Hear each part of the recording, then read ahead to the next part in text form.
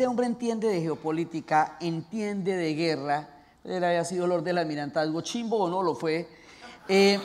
Sí, este hombre entiende de movilizar el espíritu de un pueblo. Este hombre entiende de alianzas, entiende de todo lo que está pasando en ese momento, y él va a llegar hasta la conferencia donde se van a repartir, la primer reparto del mundo, que es la conferencia de Yalta. La famosa historia de la servilleta, que le dice a Stalin, ¿cómo le parece si nos repartimos Polonia 90-10, sí, y Grecia 90-10, en una servilleta en donde se están repartiendo? Todos los repartos del mundo son vulgares, ¿no? O sea, porque eso es el CBY, sí, como voy yo. Entonces, digamos, él no era un tipo bueno, ni era el más chévere, no.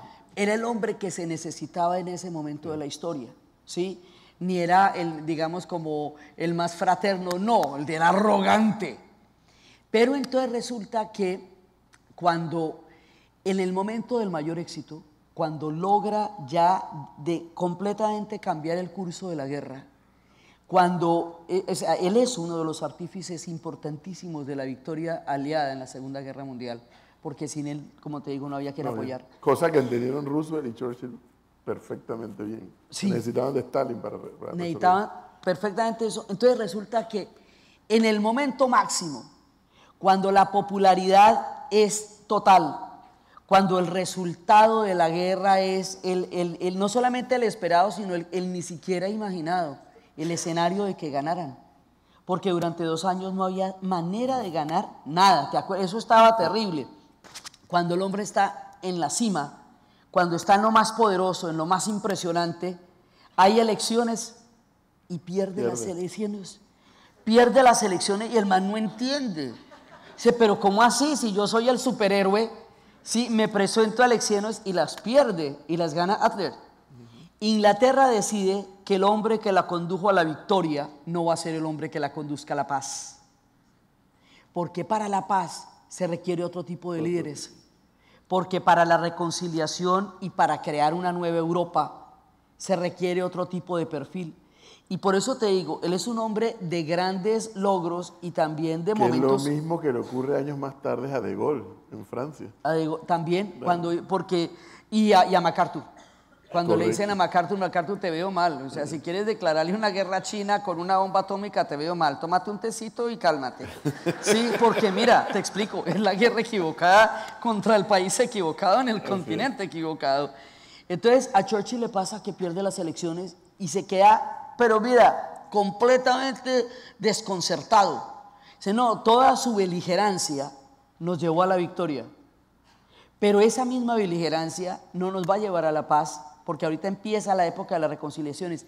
A él se le atribuye la frase pronunciada en una conferencia, eso es siempre polémico, quién la dijo, pero se le atribuye a él, que Stalin estaba tan misterioso que parecía que un telón de acero se estuviera tejiendo, ¿sí?, desde Tallinn hasta Trieste. Y es lo que va a ser el nombre de la cortina de hierro, ¿no?, o el telón de acero, que es, digamos, lo principal de la Guerra Fría, ¿no? La Guerra Fría terminó ayer, en La Habana. Sí. O sea, para América Latina terminó ayer en La Habana la Guerra Fría. Entonces resulta que este hombre va a llevar al mundo a una victoria que no era ni siquiera imaginable. Y lo logró con un sentido de liderazgo que él tenía perfectamente claro. Entonces, ese es nuestro primer personaje, que después de haber salvado al mundo, que por ejemplo cuando Turing está tratando de inventar el computador, Turing, cuando no le paran bolas los científicos por celos, por envidia, porque no entienden lo que está haciendo, el tipo sí habla con Churchill y le dice, yo tengo la manera de descifrar el código de Enigma, y hágale, y dígame qué necesita y hágale. Porque lo que yo necesito es que usted descifre la clave de los alemanes. Yo no necesito que los demás científicos le crean. Con que yo le crea es suficiente. Y es con él que logra sacar adelante un proyecto tan loco como crear un computador que fuera capaz de manejar tal cantidad de variables con un sistema binario que pudiera descifrar las claves, aunque los alemanes, además que nadie podía saberlo, porque si lo sabía cambiaban las claves. Entonces fue un secreto guardado durante toda la guerra. Y todo eso lo estaba supervisando Churchill. Entonces Era un dejamos liderazgo omnipresente. en ese momento que tocaba. Entonces, de este personaje tan tropelero, tan arrogante, tan escamoso, ¿sí?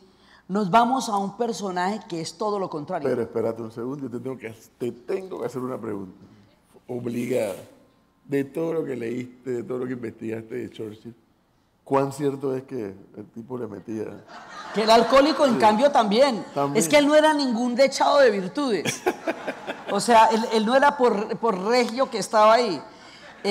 Ese era un tipo que con todas sus debilidades, porque la arrogancia es una gran debilidad. Por supuesto. Sí. Pues claro que el hombre, imagínate cómo no iba a tomar con ese nivel de presión tan bravo que tenía. Imagínate tú para dormir antes de la invasión a Normandía. Sí, o sea, yo siempre me pongo en los zapatos de esos manes. ¿Qué sentirían el día antes de nacionalizar el canal del Suez o del petróleo en México? O sea, ¿qué pensaría Lázaro Cárdenas el día antes de levantarse y decir que el petróleo de aquí en adelante va a ser mexicano? Y la presión que tienen esos líderes para tomar decisiones que van a cambiar el rumbo de la historia de un pueblo. Y de allí viene entonces que se resistía a esa presión con el whisky, Sí, pues tomara whisky. pero eso allá es comuncito. ¿Cómo? Ahí es común, o sea, sí, es un pueblo bebedor. Sí, entonces, eran días realmente. Dos cosas en este plano caracterizaban a Churchill, el beber whisky y el fumar tabaco, ¿no? Sí, y por ejemplo, Hay un tabaco Churchill, el día robusto. que los japoneses entraron a Singapur y empezaron a decapitar a la gente y a ponerla en picas. Uy, él dice que ese fue en las memorias, que fue uno de los días más terribles, porque, o sea, todavía la guerra en Europa no se estaba ganando y los japoneses ya están entrando a Singapur, se están metiendo por todo el Asia. Entonces, porque esta guerra también la libraron en Birmania, también la libraron en Tailandia, también la libraron donde estaba la ruta de la muerte, un tren que hicieron donde murió muchísima gente para hacerlo. Y todo eso le tocó, o sea, él estaba coordinando también las campañas en el Asia. ¿Sí? Todo eso era una guerra mundial y el hombre estaba manejando todo eso al mismo tiempo. Entonces le cabía en la cabeza todo eso. Para ya terminar acá esta parte, y algo que nos puede tocar a los panameños, también siempre se ha dicho que la suerte que hubo de este lado del mundo, acá en América, que el tema de la batalla con Rusia, la Unión Soviética, los frentes que se le abren al ejército nazi, es lo que hace que Hitler, se dice, no sé si lo habrás visto en algún momento, que Hitler postergara el tema del Canal de Panamá. Sí, porque pues en algún momento iba a llegar acá. En algún momento podía llegar hasta acá, porque ya había detectado que era la ruta que usaba el ejército de los Estados Unidos para acortar distancia, obviamente. Además porque la entrada a los Estados Unidos implicaba la entrada de un país que tenía la economía intacta, los recursos ilimitados, ¿sí? Porque no había tenido... Porque tú endosas la tesis de que el Canal de Panamá en algún momento sí pudo llegar a haber sido un Probablemente, objetivo militar. pero lo que pasa es que las cosas no se dieron, digamos, el tema en Europa, el tema con la Unión Soviética hace que ya sobrevivir con la campaña Rusia haga que todo lo demás... Y fíjate que efectivamente el día de la victoria es cuando ante el ejército rojo se rinden los nazis. ¿Sí? Y además esto en Moscú es impresionante porque en el Museo de la Victoria hay unas cruces gamadas que Hitler mandó hacer como previa condecoración a los soldados que llegaran a invadir Moscú. Como Moscú no cayó, nunca cayó, porque además los rusos tienen un dicho: cuando algo no tiene reversa, detrás está Moscú. O sea, quiere decir que tú no puedes hacer nada con eso porque detrás está Moscú. Entonces, las cruces gamadas las tienen sobre una superficie transparente en el piso y tú tienes que pisarlas para entrar al museo, así, en el piso.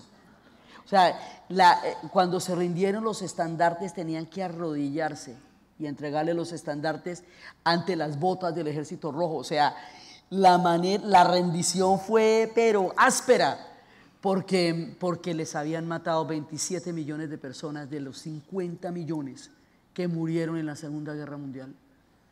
Entonces, o sea, la herida más grande la tiene la Unión Soviética y se la cobró a los alemanes, pues casi los extingue. O sea, ellos, el plan ruso en la posguerra era retrocederlos a un estado pastoril. Y tampoco, porque eso no le conviene a nadie. Pero era una Y sabes la venganza. otra parte de la historia perversa, que yo creo que es una leyenda negra, aunque no todo lo negro es malo. Dice, la parte de la leyenda esa perversa, dice que cuando a Hitler están hablando de la importancia estratégica del canal de Panamá, no lo veía porque se había parado una mosca encima. Somos tan pequeños que la mosca había tapado el territorio. O sea, Son pequeños, pero son los únicos dos canales que hay en el mundo, en el ¿no? mundo, así es. No hay cómo más comunicar continentes. Sí, Así mismo es. así es, o sea, la importancia geopolítica es enorme. Y probablemente si hubiera seguido avanzando, muy Claro. probablemente en algún momento sí se compromete. Pero la campaña se va a desviar todo hacia el este para poder salvar el tema de la invasión. Para que el resto de Europa no cayera, no terminara cayendo.